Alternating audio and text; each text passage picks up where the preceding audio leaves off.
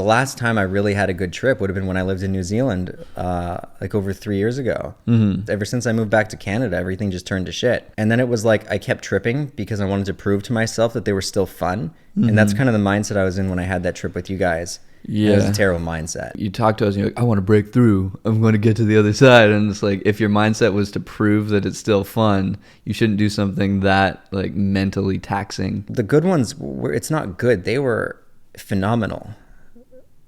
Like, I don't think you've had one like that, like life-changingly incredible. You don't feel like you're ever the same afterwards. Your perspective on almost everything is altered for at least a solid couple weeks to a month. I tripped a lot in New Zealand. But yeah, it changed my life. I would have trips with Jasmine where we'd just sit on the bed and we'd like touch our heads and close our eyes and then just like shoot into each other's bodies. I've heard that from people before. They have done that and it's like the most phenomenal feeling ever. You're them. Yeah. I mean, even if it's just your own brain just being so like suggestible at that point that you think you're them, especially when you're having sex, you feel like you're having sex with yourself, but it's not creepy. It's fucking awesome because you're like in their body and then they're in your body. So you can like really feel what they feel kind of in a way, like when you're... You feel like when they're orgasming, you're orgasming. And then like we're guys, we get like one usually. They get a bunch. So then it's like, wow, this is awesome. Yeah, and the love that... You know what the biggest thing that changed for me is? In Canada... Jasmine's been really stressed. She came back. I mean, she got pregnant really soon after coming back, and then her parents weren't down with it. And what, with her being pregnant? Yeah, or me. She doesn't talk to her parents. They disowned her. That's horrible. Her dad just met our son 2 months ago because she ran into him at the grocery store. Okay, that's intense. So she basically has been disowned by her family, and I'm gonna have her on the show to talk about this because I think people would love they should hear about it. It's some serious shit that happens. And one of the reasons was because they found a video on my channel of her talking about a bad acid trip. Her mom saw the video, and that was how her mom found out that she had tried these drugs. And Jasmine, compared to me, she tried them very sparingly. She's probably done acid over 5 times, probably less than 10 times. So this is someone who never went overboard. She did it very responsibly, and she's always been very careful. But just because we're talking about drugs, because of her mom's job, her mom is a police detective. She should have fucking detected that she did drugs before finding her like admitting it on the internet. I've never said, no one knows this. This is the first time I've ever talked about this.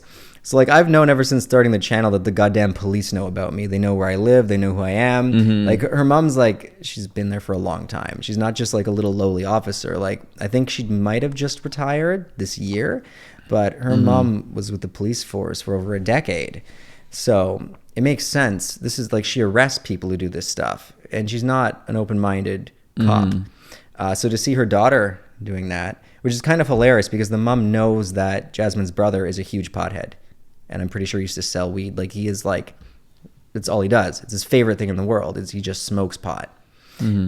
So she's okay with that, but acid she's not. People have these weird double standards. So here's the thing about it, like with pretty much what in her mind she just got to hear that Jasmine was talking about how good meth is, you know, like because acid has that same sort of stigma as meth. Like if you had told me before I did a bunch of research on LSD and like its uses and psilocybin, like everything, I would have said like pretty much, yeah, I'd put it on the same level as heroin or cocaine because I just didn't know. I just heard if you do acid, you think you can fly and you jump out of buildings. I was like, that sounds like a horrible fucking thing to do. Pink elephants, bro.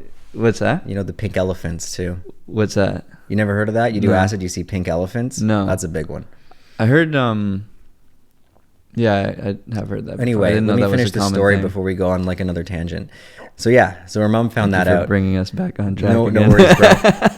And they had a huge falling out. I'm not going to get into the whole story, but yeah, her dad hasn't even met our damn son. Yeah. So that's really, imagine having your first kid and your parents aren't there for you. Like that's a big deal to have a kid. and it's not like we planned to have a kid. It's just life happens, right? So that's been really hard on her. And she used to be my rock.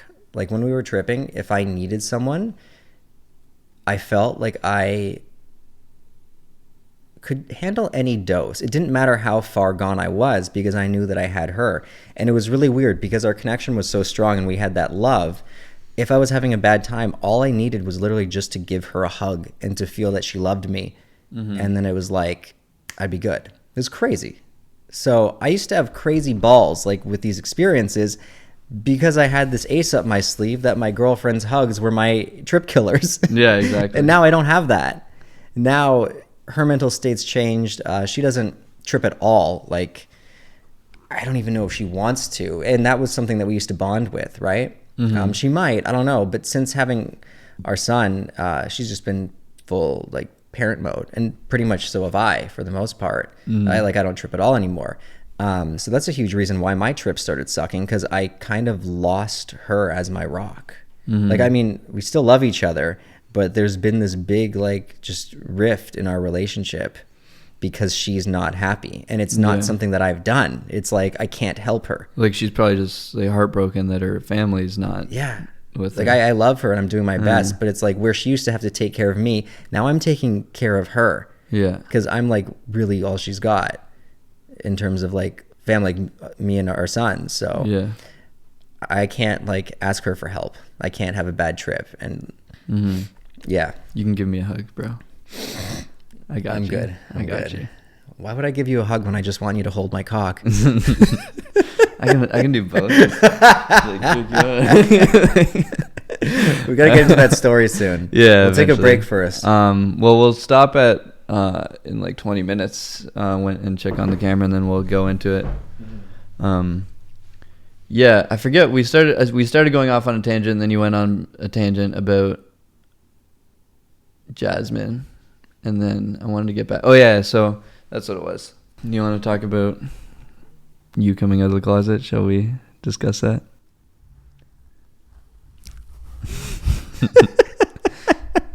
Okay. That's a no. That's would a no. Would anyone like to hear about how Adam lives with a woman, but he's gay?